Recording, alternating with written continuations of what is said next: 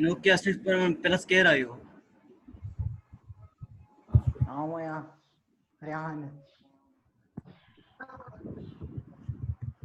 अस्सलाम वालेकुम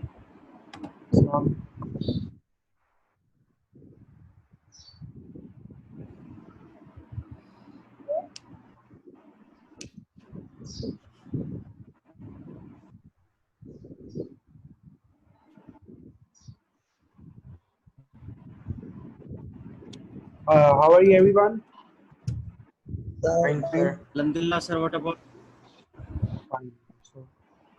Alhamdulillah. So today is our first lecture of the online classes.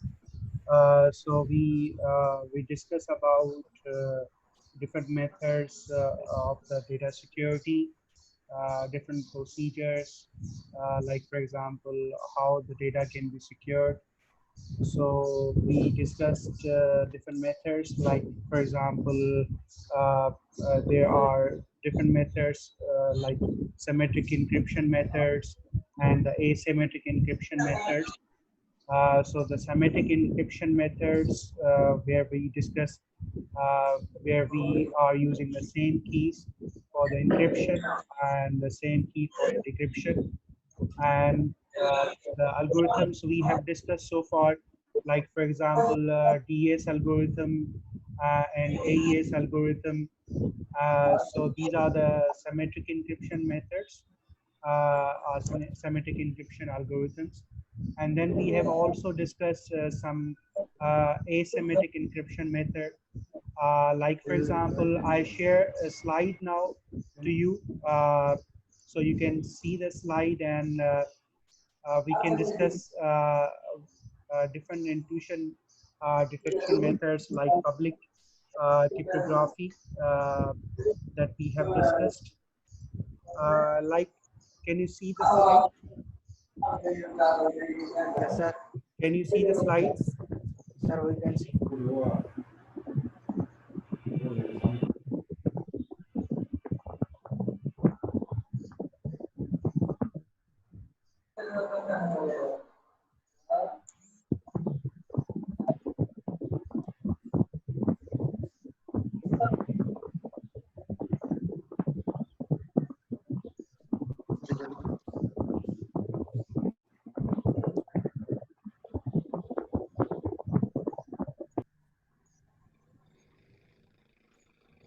Like for example, as we discuss that different intrusion detection methods.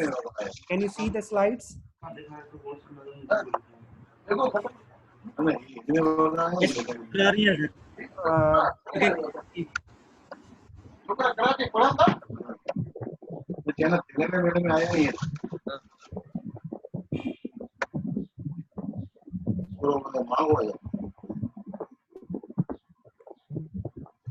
so, like for example, there's a symmetric key encryption method.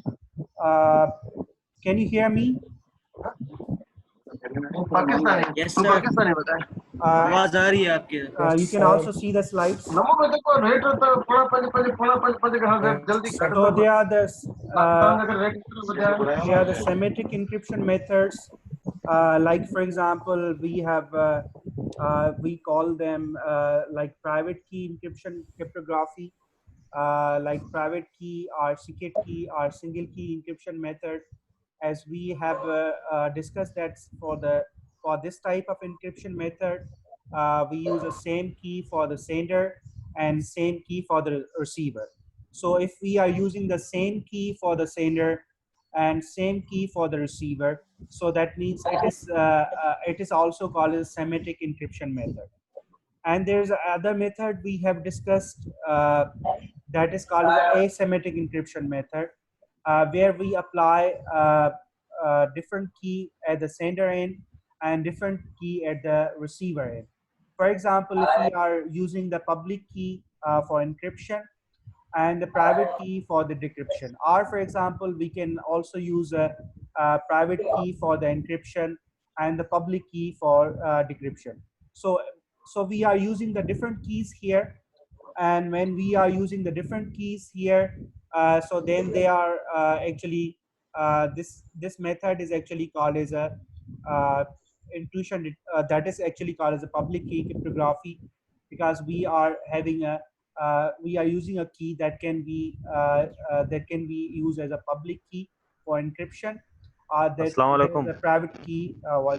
There is a private key for the decryption. So these methods, we discussed that how different methods can be used. Like for example, if we are talking about the public key cryptography, so the public key cryptography is also called the asymmetric cryptography, or it is also called the public key or two key cryptography. So we are using here we are using a public key as well as a private key. For example, for public key, that is used for the encryption, and the private key that is used for the decryption. So we are using the different keys. So that's why, as I told you, that this type of procedure or this type of cryptography is actually called as a public key cryptography or asymmetric cryptography. So here's a figure that further explains that how the encryption is applied and how the decryption is applied. For example, if we are using an encryption method, that is, for example, the RSA encryption algorithm.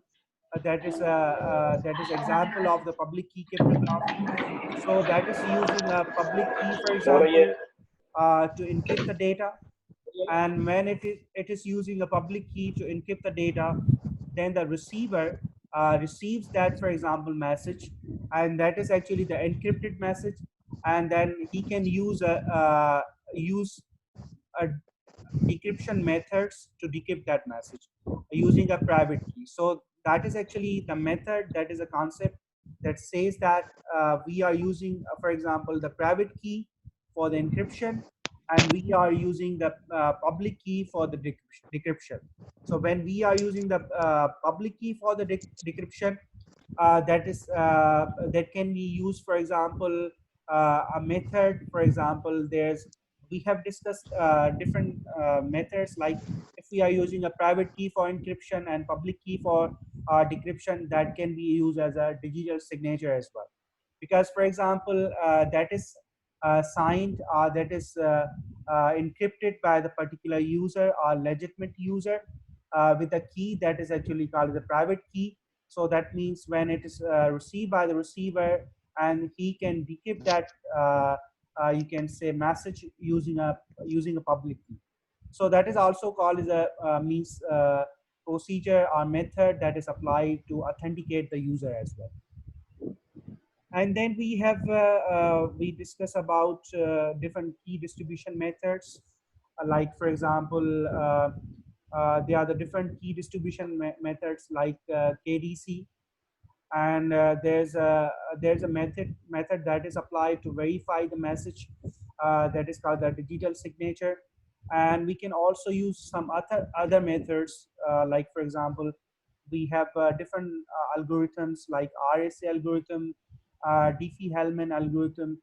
They are used for as a public key cryptography to encrypt the message using a public key and private key. And then we have for example, if we say there is a public key cryptography, public key that is using two keys. For example, one key is to encrypt the data, and other key is to decrypt the data. So the key is to encrypt the data. That may be either the private key, or that may be either the public key, for example. So at the receiver end, in the same way, that could be decrypted by the public key or the private key. So that depends on the type of the function that is used to that is applied to the data. Either we are encrypting the data for confidentiality purpose, or we are encrypting the data for authentication purpose. So that depends on which purpose we are using that particular data. So that means that would be applied according to that situation. So if we are using for the authentication purpose, then we encrypt the data using a private key. So if we are using for the encryption purpose, for the confidentiality, then we encrypt the data using, for example, public. And then this figure further explain that how the data is encrypted and how the data is decrypted using different keys. For example, there's a message that is described here is a X, for example. When it is encrypted using a key, for example, here that is a private key or the public key, and that it creates a message that is called a decrypted message, or that is called an encrypted message. So when it received by the receiver, so then it decrypts that message using a key that could be either a private key or that could be either a public key. So that depends on the, as I said, that depends on the type of the function that is used by the user. Either it is using that these keys for the confidentiality purpose, or that is using these key for encryption purpose. And then there's another figure that further explain about the encryption method that is used for the authentication. As this slide explained that is used for the confidentiality purpose, and this slide that is explained that is used for the authentication purpose. For example, here for the authentication purpose, he can use a private key to encrypt the data and the public key to decrypt the data, because the private key is the key that defines that is a particular that may be to the specific user, and that is not given to any other sir user. आवाज break हो रही है आपकी. Can you hear me now? So that is Yes, sir. actually authentication that is used for the authentication purpose. So when we say that is used for the authentication purpose, that means the private key is used by the sender and the public key is used by the receiver. So the private key is used for the encryption. So because it is a private key, so that is only specific to that user only, and he can encrypt that data. And once that is received by the receiver, then he can decrypt the data using that public key. So these are the methods we say we can use for the public cryptography. Either we can use for the confidentiality, that we can also say that is a secrecy, for example, or for example we say that is used for the authentication purpose. So for the both purposes it can be used. So it depends on the type of the purpose that is used. So that is actually that is using encryption, the key for that particular purpose. Means for the confidentiality, it will use public key for the encryption, and for the authentication it will use a private key for the encryption. Excuse me, sir. And yes, sir वो जो student आए हैं वो group में message करेंगे, request accept करें last जी sir, message भी तो आता है. ग्रुप पे मैसेज आ रहे हैं कि सर को बने sir. okay. Yes sir. Okay, so there's thank you sir. this slides further explain both the methods together. Like for example, here we are using, for example, there's a public key that may be used for the encryption. So if we are using the public key for the encryption, then that would be applied for the confidentiality, or we can say that would be applied for the secrecy. And if we are using the private key here, so then it will be applied for the authentication. So in this way we can have both the methods which can be applied in the public key cryptography. And then we have different applications of public key cryptography. Like for example, it can be used for the encryption and the decryption, and it can be used as a digital signature, and it can be used as a key exchange. For example, sorry. For example, if we are using that is for the encryption, that will use the encryption method for आवाज break हो रही है. can you hear me now? Yes sir. For example, if it is using for the encryption, as we have discussed that encryption, for encryption it may use a public key, or it may use a private key for the encryption. Both have different purposes. Like for, if we are using the private key, then it is used for authentication, and if we are using the public key, then it would be used for the encryption and decryption. So for the authentication, that is also called as a method that is also called as a digital signature, where we apply a private key for the encryption and public key for decryption. Then it is also used for the key exchange between the users. So whenever we are going to exchange the key different between the users, then we can apply this method. Then it can securely send the key to other user, for example.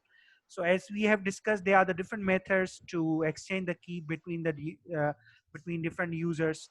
So we can use these different techniques. So in the same way, we have also public key encryption that can be used to exchange the key between different users. And then we have different public key cryptography. They are the different schemes, different methods, for example, can be applied.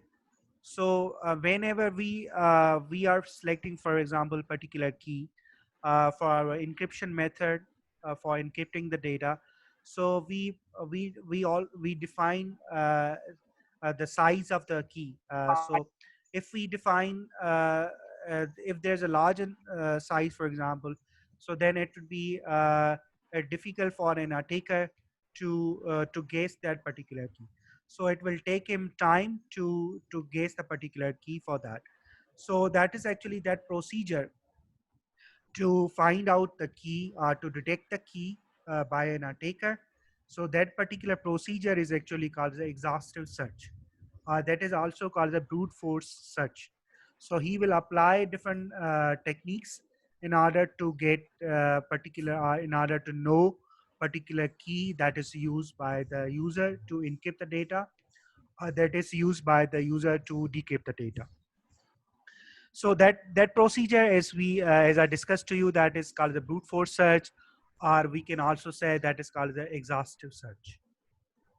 And then we have different algorithms, as we discussed. There are the different algorithms for private key encryption, and there are the different algorithms for the public key encryption. So if we say there's a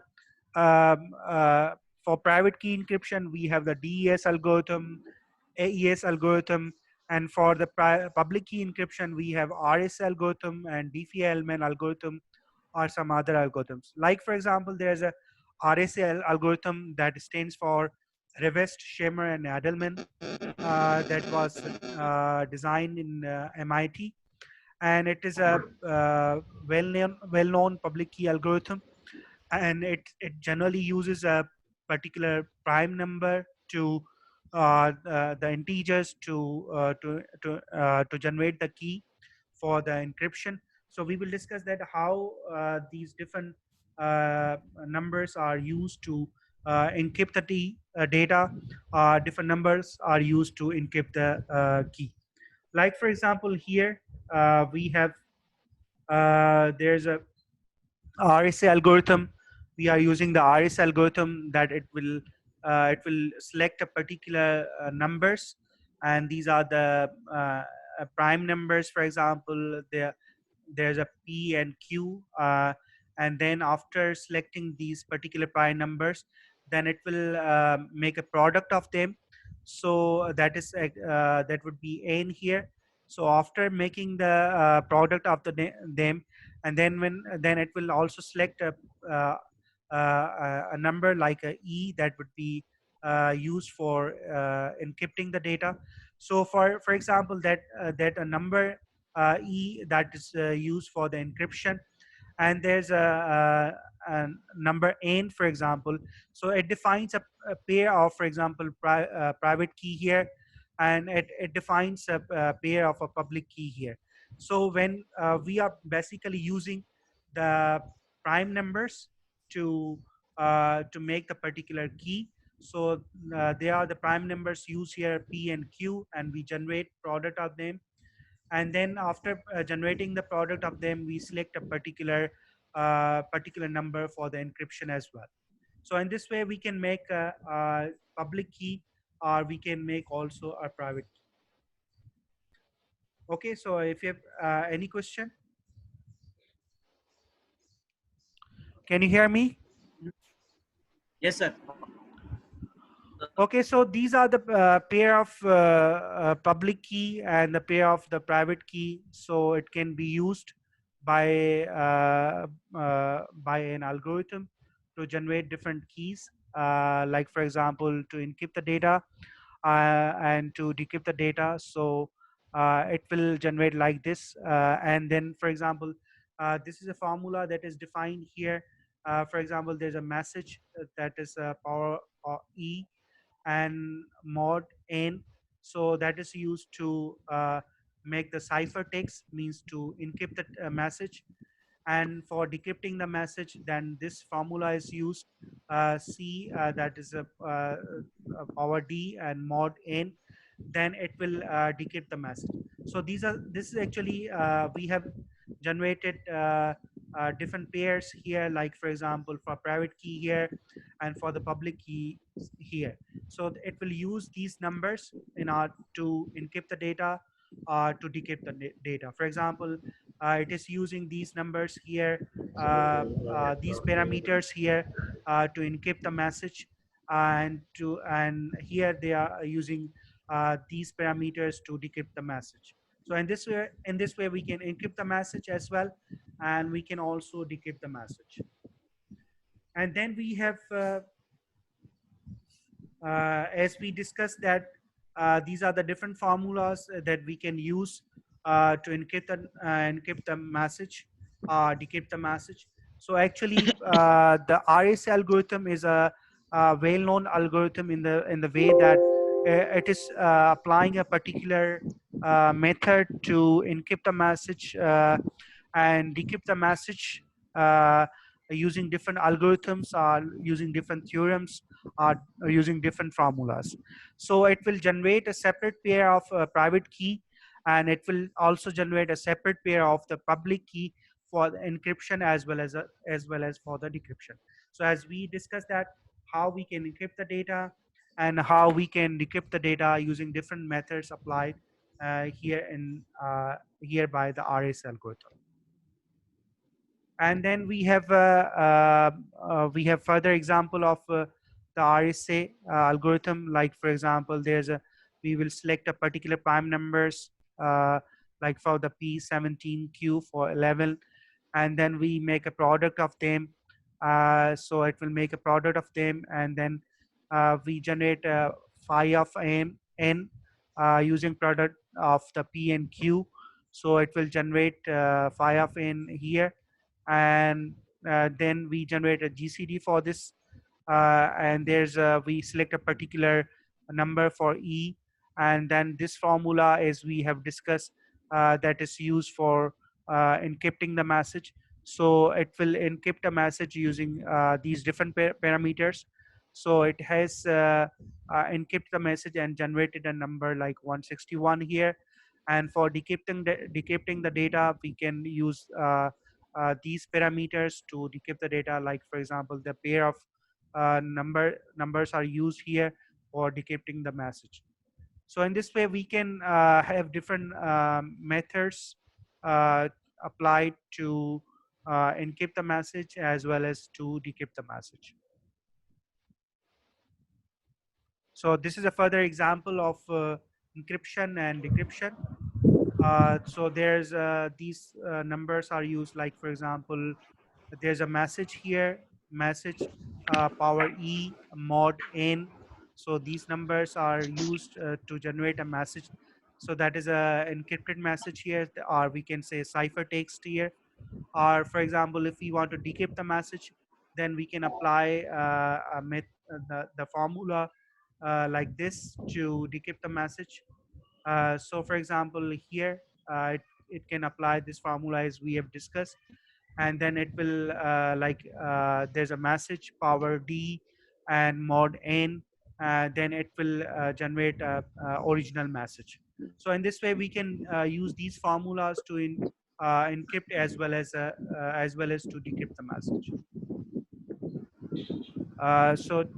Do you have any question?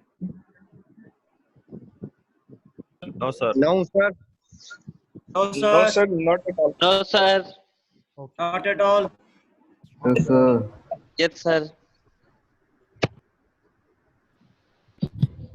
So this was a discussion about that how we apply different methods to apply the symmetric encryption, and how we apply different methods to decrypt the message, for example. So there's then we further discuss about other methods how we can apply different methods to secure the email, for example. So as we have discussed, that one of the method that can be used to secure the email, that is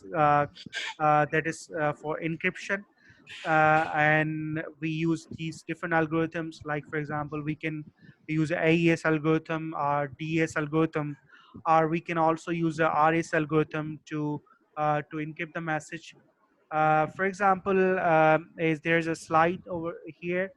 So we will discuss different methods which can be used to